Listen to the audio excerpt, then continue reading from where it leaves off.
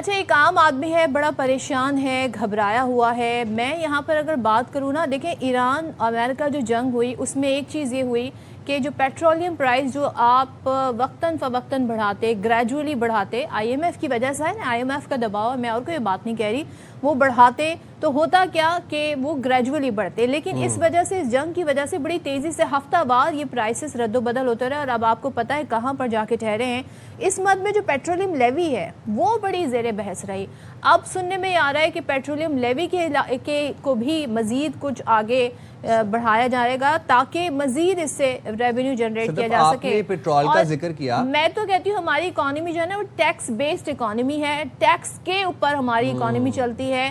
اور سوال یہاں پر یہ بھی ہے سائم کہ دیکھیں ہم اگر اپنی ایکسپورٹ امپورٹ پر زور دیں تو ہم وہاں سے بہت کچھ کما سکتے ہیں. اچھا ہم نے مجھے ایک بات بتائیں صدف آپ, یہ جو فریج ہو گیا واشنگ مشینز ہو گئیں یہ لگژری ہے کہ ضرورت ہے؟ یہ بھائی نہ فریج لگژری ہے نہ واشنگ مشین لگژری ہے, ایون کہ ایئر کنڈیشن بھی اب لگژری آئٹم میں شمار نہیں ہوتا ہے. جس طرح کی گرمی یہاں پر پڑ رہی ہے نا پورے ملک میں 50 ڈگری 47 ڈگری 48 ڈگری, تو اس میں لوگ کیا کریں. تو میں یہ پریشان ہوں کہ کیا ان آئٹمز پہ پیسے بڑھائے جائیں گے کیونکہ الیکٹرانک آئٹم پہ ہم دیکھتے ہیں ڈیوٹیز بھی لگا دی جاتی ہیں پیسے بھی بڑھا دی جاتے ہیں. اچھا ایک ہمارا مسئلہ سائم اور بھی ہے, ہم ڈبل ٹیکس پے کرتے ہیں. ایک ٹیکس تو وہ ہے جو ہماری انکم سے کٹ جاتا ہے, دوسرا ٹیکس وہ ہے کہ اگر آپ مطلب ایک میسج بھی کریں گے نا ایک کال بھی کریں گے گو کہ آپ نے وہ جو پیکج لیا ہے موبائل کا اس پہ بھی ٹیکس کٹا ہے, آپ پھر دوبارہ سے ٹیکس آپ کے ہر ایس ایم ایس پہ کٹے گا, اے ٹی ایم پہ بھی ٹیکس کٹے گا. آپ بازار سے دودھ سبزی کچھ بھی خریدنے جائیں, سبزی کا تو خیر میں نہیں کہوں گی لیکن اگر آپ ایسی کوئی پیکڈ چیزیں خریدنے مارکیٹ سے جائیں تو اس پہ بھی ٹیکس کٹے گا. تو جناب یہ کیا گورکھ دھندا ہے, اس کو آج ذرا ہم ڈی کوڈ کرنے کی کوشش کریں گے اور ہمارے ساتھ موجود ہیں اس چیز کے ایکسپرٹ ماہر معاشیات ڈاکٹر خاقان نجیب صاحب. Thank you very much and good morning to you Khaqan صاحب, آپ نے پروگرام کے لیے وقت نکالا, بڑے دل سے ہم نے آپ کو یاد کیا ہے پوری خاقان صاحب بجٹ کی آمد ہے, کن چیزوں کی قیمتیں بڑھیں گی, کن پہ ڈیوٹیز لگیں گی, یہ ویسے میں جاننا آپ سے چاہتا ہوں کہ بجٹ میں کیا پرائورٹیز سیٹ ہوتی ہیں اور بجٹ ویسے بناتا کون ہے؟ ہاں یہ کون بناتا ہے جس کو پبلک پلس کا پتہ ہے؟ پاکستان کی جتنی بھی منسٹریز ہیں, پاکستان کے جتنے بھی ڈویژنز ہیں ایٹ فیڈرل لیول, وہ اپنی اپنی سفارشات اپنی کرنٹ اخراجات یعنی کہ ان کی ڈویژنز ان کی منسٹریز کو چلانے کے اخراجات اور پھر پی ایس ڈی پی کے اخراجات یعنی کہ ڈیولپمنٹ بجٹ کے اخراجات جو ہیں وہ پیش کرتے ہیں. فائنانس منسٹری کو P S D P discuss ہوتا ہے پلاننگ کمیشن میں اور پھر ایک بجٹ کا جو خاکہ ہے وہ سامنے آتا ہے. پر بہت عرصے سے ہم جو اسٹرکچر ہیں جیسے صدف ذکر کر رہی تھیں ٹیکسیشن کے اسٹرکچر کا, آف کورس ٹیکسیشن کا کام ایف پی آر کرتا ہے. اب ایک ٹیکس پالیسی کا دفتر ہے جو فائنانس ڈویژن میں چل رہا ہے, یہ ایک نیا یونٹ کریٹ کیا گیا ہے کہ ٹیکس پالیسی جو ہے اس کو علیحدہ کر دیا جائے ایف پی آر سے, اور ایف پی آر صرف کلیکشن کی ایجنسی ایڈمنسٹریشن کی کمپلائنس کی اور رہ جائے, اور جو فائنانس ڈویژن ہے وہ اس کو ایڈمنسٹر کرے کہ ٹیکس پالیسی جو ہے وہ کیسے بنے گی. اور اس میں یہ بھی یاد رکھیے کہ کچھ مشاورت اب وہ ضمناً بھی کہہ سکتے ہیں آپ بزنس کمیونٹی سے ٹریڈ کمیونٹی سے کی جاتی ہے, ایگریکلچر سے بھی آئی ہوپ کہ کی جائے گی تاکہ ان کی جو سفارشات ہیں ان کو بھی انکارپوریٹ کر لیا جائے بجٹ پہ.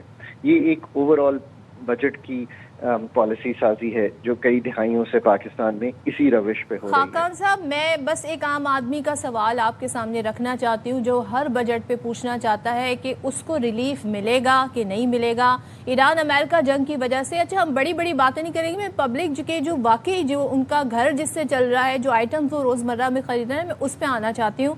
جس طریقے سے پیٹرولیم پرائز بڑھے گو کہ ایک آ گیا جی بائک والوں کو کچھ سہولت دی جائے گی لیکن اسٹل امپیکٹ پر ساری چیزوں پر آتا ہے. گھر کے کرائے بڑھ جاتے ہیں, بجلی کے بل جس طرح کی گرمیوں میں آتے ہیں, ایون کہ ان کی اشیاء خرونوش جو مارکیٹ میں وہ خریدنے جاتے ہیں ان تمام آئٹمز پہ پیسے بڑھ جاتے ہیں. تو کیا پبلک کے لیے کوئی ریلیف پیکج نکلنے کی گنجائش ہے؟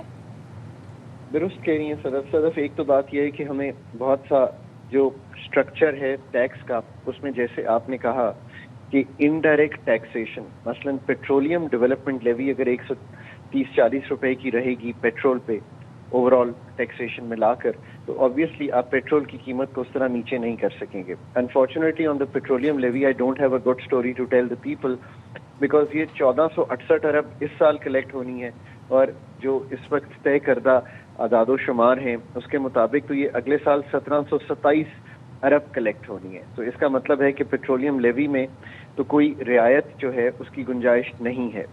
اگر یہ گنجائش نہ ہو تو then you are dependent on the international price for the petrol to go down.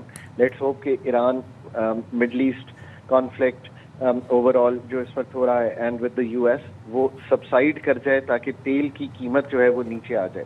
کچھ نیچے آئی تھی بٹ یو نو اگین کہ وہ بڑھ گئی. تو there I don't have a good news to tell the people. اس میں میرا وہی مشورہ ہے کہ پرائسز اوپر ہی رہیں گی.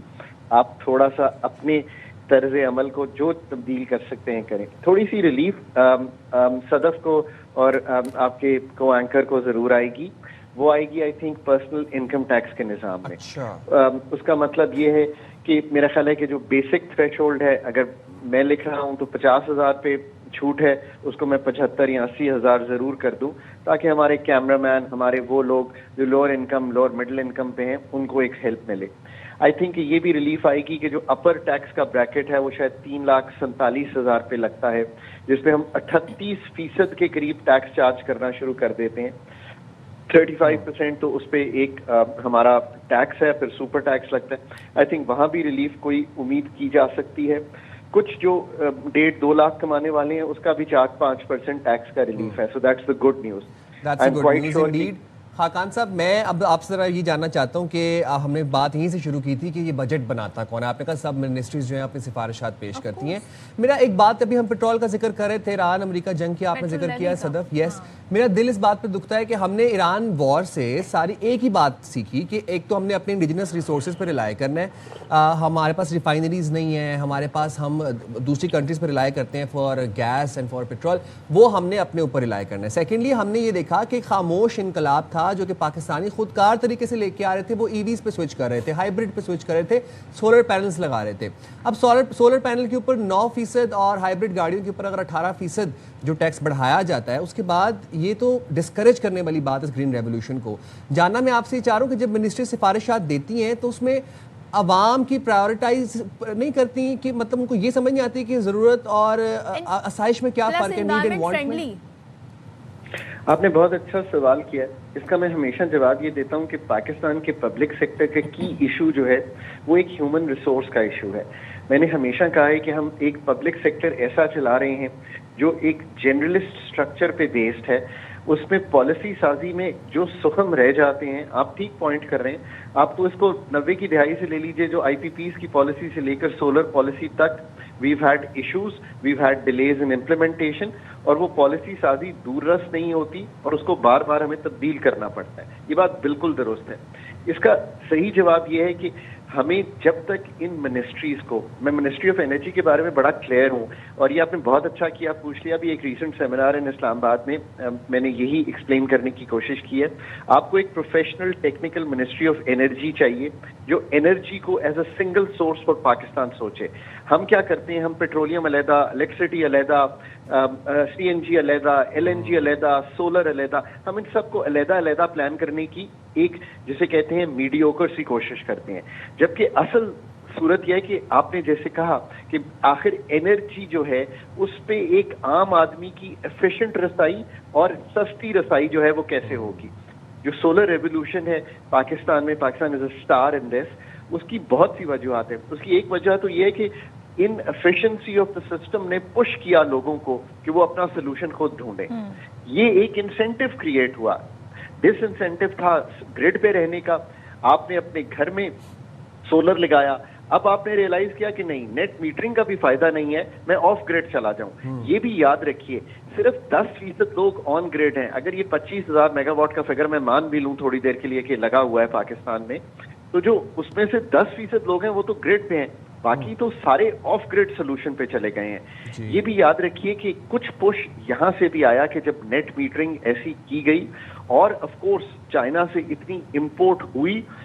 میں ہمیشہ سمجھاتا ہوں کہ چائنا نے نا دنیا میں بڑی ڈس انفلیشن پھیلائی ہے, جس کا مطلب یہ ہے کہ آپ سوچئے کہ اگر یہ پینلز جو ہیں چائنا سے اتنے سستے نہ آ رہے ہوتے تو کیا آپ یہ کرنے میں کامیاب ہوتے؟ قطعی طور پہ نہیں. پر کیا آپ نے اپنی سولر انڈسٹری لگا لی پاکستان میں کہ آپ بنا سکیں؟ اب بات آتی ہے جو آپ نے سیکنڈ چیز سامنے رکھی ہے. آج بھی آپ نے 10-12 ارب ڈالر کی امپورٹ کی ہوگی اور سولر پینلز لگا لیے ہوں گے.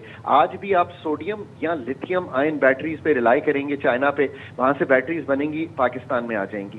ملک ایسے نہیں چلتے. ملک ایسے چلتے ہیں کہ تھر کول آپ کا ہے, ونڈ کوریڈورز سندھ میں آپ کے ہیں, سولر آپ کا ہے. ایک سیکنڈ صدف, 50,000 میگا واٹ پن بجلی کی پروڈکشن کی کیپیسٹی آپ کی ہے. پاکستان میں ان سب چیزوں پہ ریلائی کرنے کی بجائے اگر آپ امپورٹڈ فاسل فیولز پہ یا امپورٹڈ ہی سولر پینلز پہ ریلائی کر کے بجلی چلائیں گے, اور گیس آپ ذرا یہ دیکھیے 4,000 MMCF کی گیس پاکستان پروڈیوس کرتا تھا آج سے ایک دہائی پہلے, آج یہی فگر 2-2.5 MMCF ہے. کیا ہم نے نئے ویلز کھودے؟ We have to seriously take this matter کہ پاکستان مائنز معدنیات سے مالا مال ہے, پر یہ بھی ہماری کوتاہی ہے کہ ہم نے خاقان صاحب یہ اوور دا ٹائم, یہ لانگ ٹرم پلاننگ کے بعد یہ نتیجہ نکلتا ہے. آج سے 10 سال پہلے پلاننگ ہوتی تو آج ہم اس کے ثمرات دیکھ رہے ہوتے.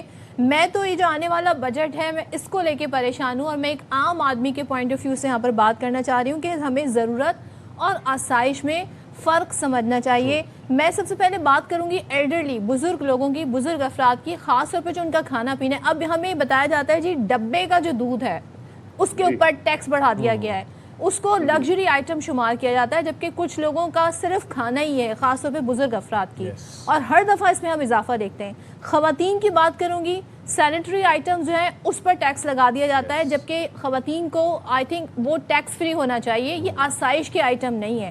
بہت سارے ایسے ایشوز ہیں جن پہ ہم کر کے پبلک کو بہت حد تک ریلیف دے سکتے ہیں. ان پر کیوں ٹیکس لگائے جاتے ہیں؟ یہ کون ٹیکس بناتا ہے؟ یہ بس میں جاننا چاہتی ہوں, جس کو یہ لگتا ہے کہ آسائش ہے. بہت اچھا سوال ہے صدف آپ کا. اس کا جواب یہ ہے کہ پاکستان کا جو GST ہے, یعنی کہ جو یہ 18% پیمپر سے لے کے دودھ تک, فوڈ آئٹمس پہ آپ نے بتایا, آل ادر آئٹمس پہ یہ ٹیکس لگا ہوا ہے. میں نے ہمیشہ یہ کہا ہے کہ پاکستان میں آپ یقین کریں کہ GST کی شرح 12.5% ہوا کرتی تھی, اور اس میں بہت سی ایگزیمپشنز ہوا کرتی تھی. پاکستان میں آج بھی ضرورت یہ ہے کہ اس GST کو براڈ بیس کریں, مطلب آل اوور لگائیں ضرور, پر اس کی شرح کو, اور یہ بھی اگر اسٹرکچرلی اچھا بجٹ ہوا نا تو یہ میری بات نوٹ کر لیجئے گا, 18% کا جو GST ہے وہ براڈ بیس ضرور ہوگا. اور آپ یہ بھی دیکھیں گے کہ اس کا جو اجرا ہے وہ زیادہ چیزوں پہ کر دیا جائے. اور مثلاً اب میں آپ کو ایک مثال دیتا ہوں, پاکستان میں اگر 100 یہ ٹبیکو بکتے ہیں جن کو آپ سگریٹس کہتے ہیں, تو ان میں سے 6% جو ہیں وہ GST دیتے ہیں, باقی سارے GST کے نظام سے باہر رہتے ہیں. Broad agreed. یہ خاقان صاحب نے جو بات کی نا, یہ بڑی امپورٹنٹ بات ہے کہ صرف 6% برانڈز جو ہیں ہمارے سگریٹس کے, جو لوگ تو یہ تو دیکھیں, یہ آپ نے جب قانون بنایا تو اس کو انفورس کرانا بھی آپ کا ہی کام ہے. شاہد صاحب, خاقان صاحب سے ہمارا رابطہ منقطع ہو گیا ہے, لیکن اس پر مزید بھی آگے آنے والے دنوں بات کریں گے. سلوشن ان چیزوں کا نکلنا چاہیے. جب ہم کہتے ہیں نا ٹیکس نیٹ کو بڑھایا جائے, تو اس کو بڑھانے میں بات کی